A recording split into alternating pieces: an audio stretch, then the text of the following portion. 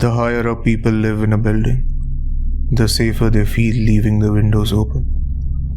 The ground floor? Absolutely not.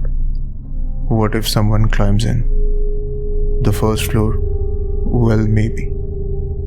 People won't exactly climb up, but still, don't leave them open if you're going on holiday. Anything above that seems pretty safe. People leave some windows open literally constantly.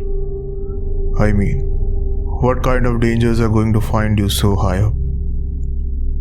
If you live above the 10th floor, you won't want to find out. Leaving a window open could be the most innocent, grave mistake you could possibly make. My warning to you is not about falling from your window ledge.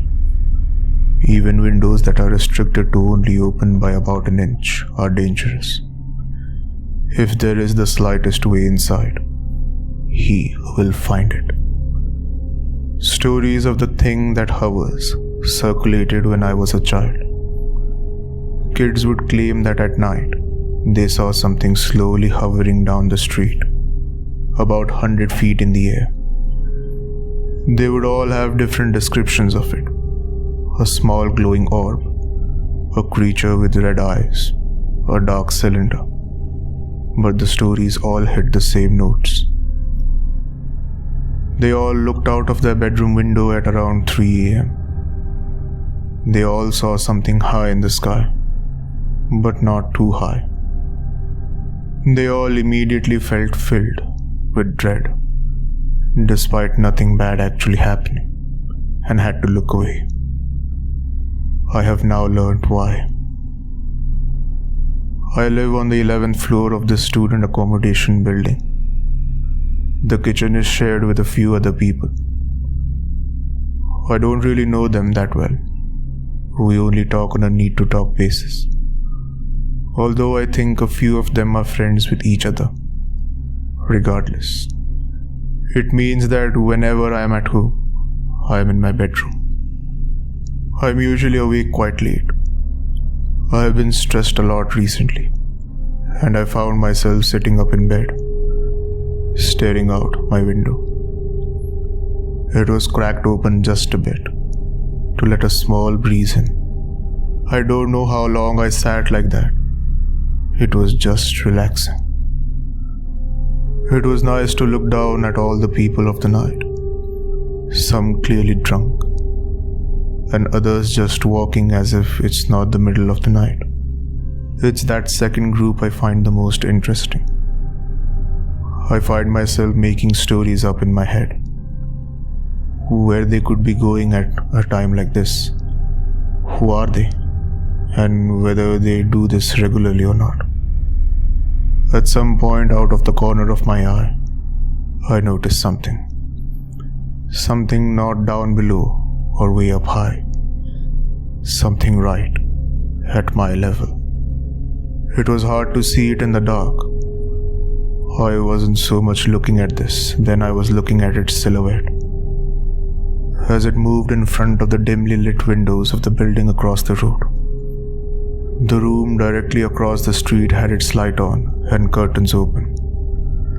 And it was the best light source I had. It didn't seem to be any shape to me, more like a cloud of smoke. One that didn't rise, but just moved in unnatural ways. I immediately thought back to the childhood stories of the thing that hovers.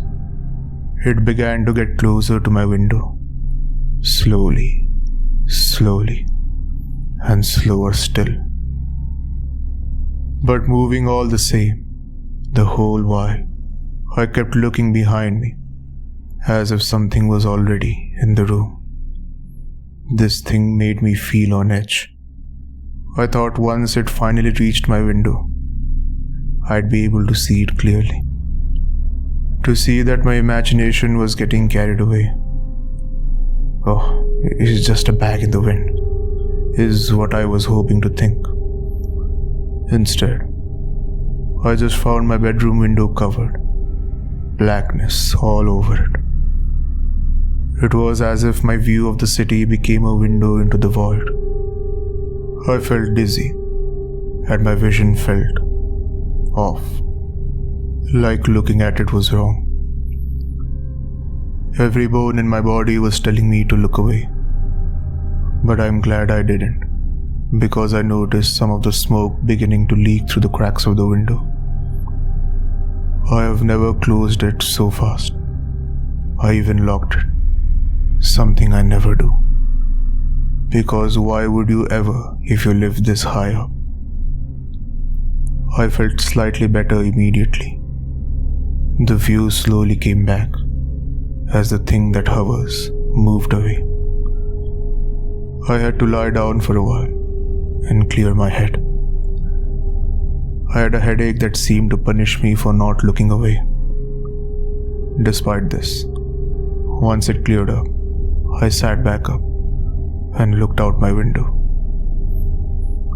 I noticed that the room directly across the street from me no longer had its lights on.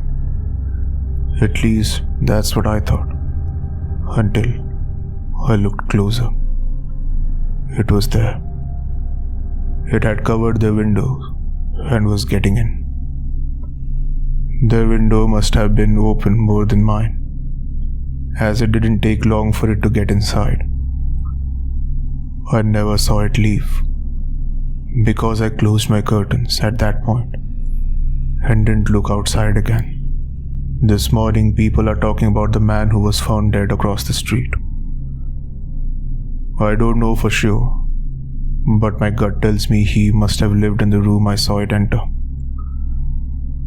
I haven't told anyone what I know yet. I'm scared to. But I have been thinking today about what this thing is. I think I understand its behavior now. Clearly it feeds on people. But what if it also hates to be seen? It only travels at night, high up enough to not be illuminated by streetlights, but low down enough that it can climb inside windows. It always has a different shape for every person, one that creeps them out, not one that scares them. Humans love to stare at things that scare them, but we always look away from the things we find creepy. Everything about it seems to show that it hates to be seen. A silent killer that only targets people who think they're safe, and does everything it can to make sure you never see it coming. So, if you live above the 10th floor, don't leave your windows open. Not unless you're ready to meet the thing that hovers.